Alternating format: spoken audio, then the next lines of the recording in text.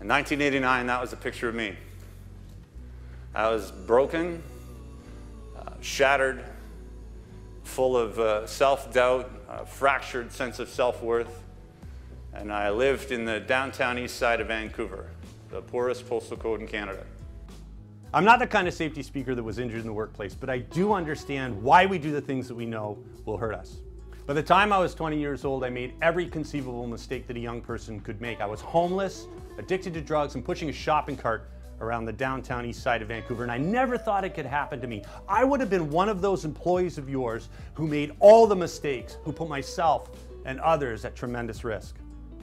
And when I look back at how did I end up on those streets, you know, it really had to do with the little things that I wasn't doing right.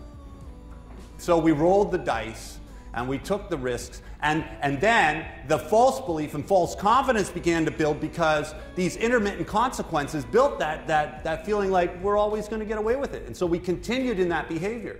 The gurney was coming down the stairs and the guy in it was a friend of mine, and I knew him. And I remember getting really scared. His name was Tommy, and well, they threw him in the wagon. They took him to St. Paul's, and he didn't make it. You know, in school, you're given a lesson, and then you're tested.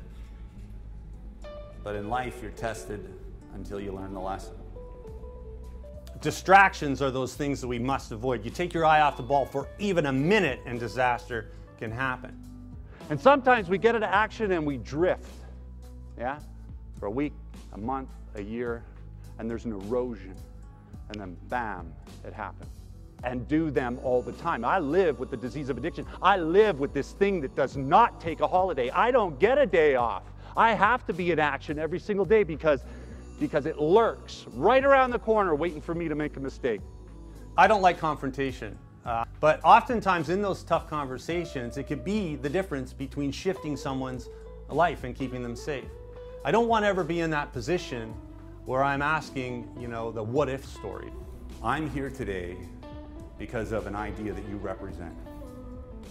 That ability to have that tough conversation with someone and to hold them to a higher standard. That idea saved me. At the end of the day, if we're going to build safety culture, it's about those little things that we need to manage most. A unity, where there's a buy-in and a mindset on what's acceptable and what's not, where there's a support of an individual, but a challenge on specific behaviors.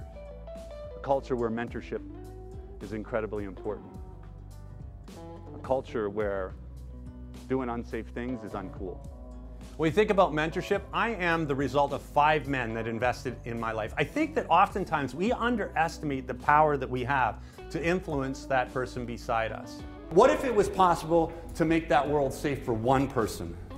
What if your career was defined by one life saved? What if your purpose is to simply be in the right place, modeling the right behavior to help that coworker get home safely to their family tonight? Yeah, that was part of my journey. She says, well, that's perfect.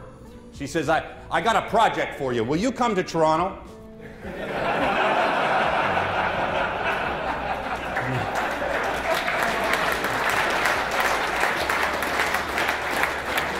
He says, you're allergic to alcohol. My goodness, what kind of reaction do you have when you drink? I said, I break out in handcuffs.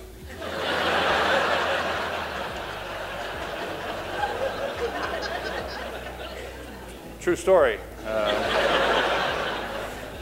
You know, it's important for us to connect with each team member and remind each other of the reasons to go home safely tonight.